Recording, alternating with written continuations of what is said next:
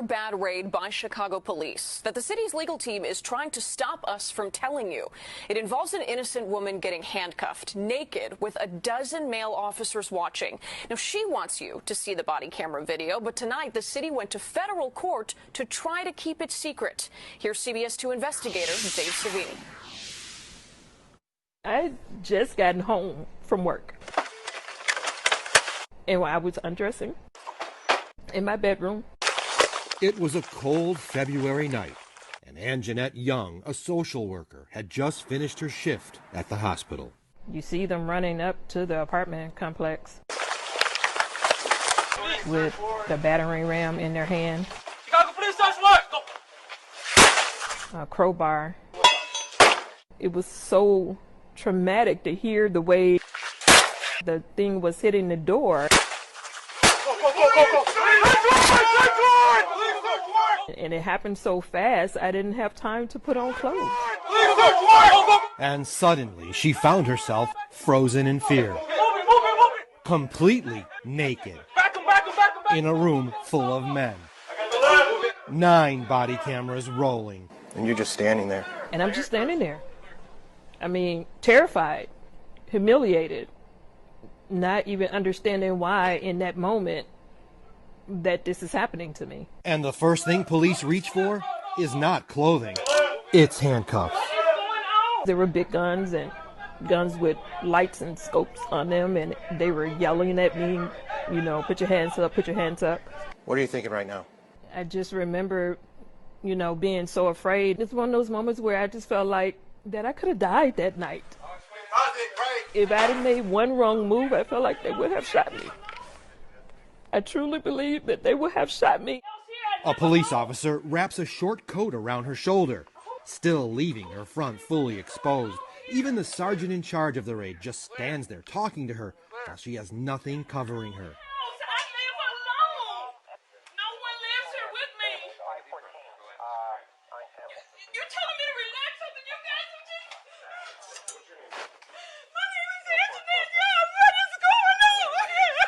Then she gets a blanket. They just threw something over me. And my hands are behind my back and I'm handcuffed. So there was no way for me to secure the blanket that they put around me. But the blanket just keeps sliding open. More humiliation. You need to tell me what you're looking for. What are you looking for? You can see how some officers just stand there until this one, wearing a mask, sees what's happening and goes and holds it in place. It felt like forever for me. It felt like forever. Oh my God, this cannot be right. How is this legal? Listen how she repeatedly tells the raid team they were in the wrong place. You have the wrong place. You got the wrong house. You got the wrong house. We counted. She says it at least 43 times. You got the wrong house. And she was right. They were in the wrong house. Our investigation uncovered police failed to do the most basic research before getting the search warrant approved. We found they simply took the word of an informant who gave them Ann-Jeanette Young's address. The informant claimed a 23-year-old man who was a known felon had a gun and ammo inside. I don't know who that person is. I've been living here for 4 years and nobody lives here but me. Okay, you have to shout. I don't have to shout. This is ridiculous. You got me in handcuffs. I'm naked. You kicked my house in. And I keep telling you, you got the wrong place. Then, during the raid, something happens. Watch as 2 of the officers go to their squad car and begin reviewing their notes about the warrant. CPD would not comment on what you're about to hear the officers saying a few minutes later. It wasn't initially approved or some crap. What does that mean? I have no idea, because they told him it was approved, and then I guess that person messed up on their end. Messed up is an understatement. So, where was the target? Our investigation revealed he was awaiting trial on home confinement here at a different apartment in Ann-Jeanette Young's complex. How easy would it have been to locate him? Easy. Real easy. Because he was wearing a police tracking device, an electronic monitoring bracelet. It's possible he could have even heard the raid happening, because records show he was confined to the unit right next door. But I'm telling you it's wrong. Actually, asking you to let me call somebody. I'm asking you to let me put some clothes on.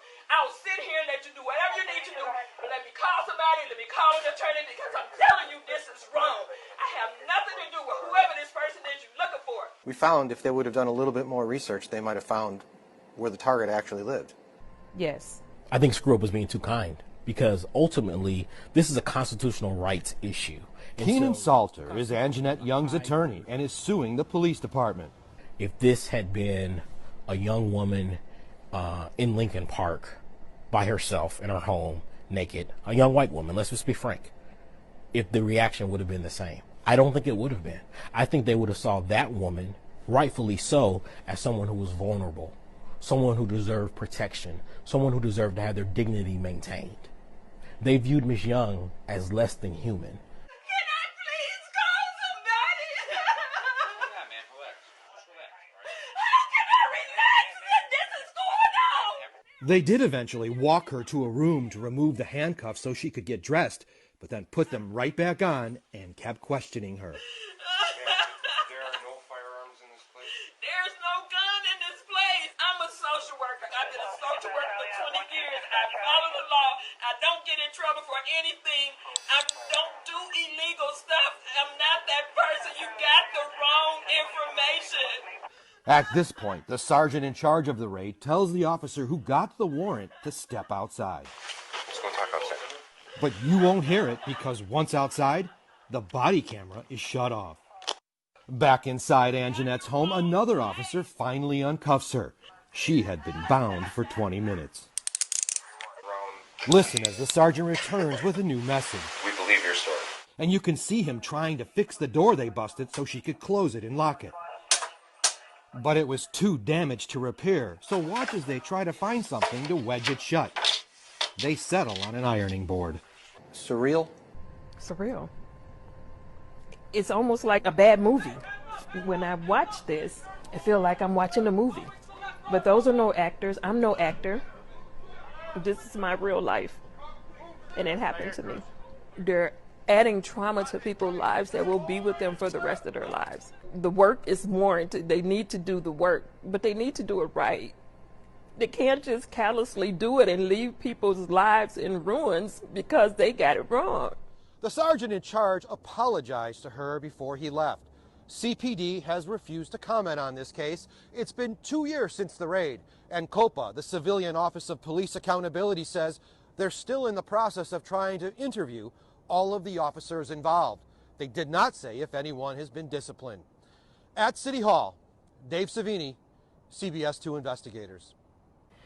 The CBS 2 investigators have been looking at this pattern of Chicago police raiding innocent families' homes for more than 2 years. You can find our extensive coverage on our website at cbschicago.com/unwarranted.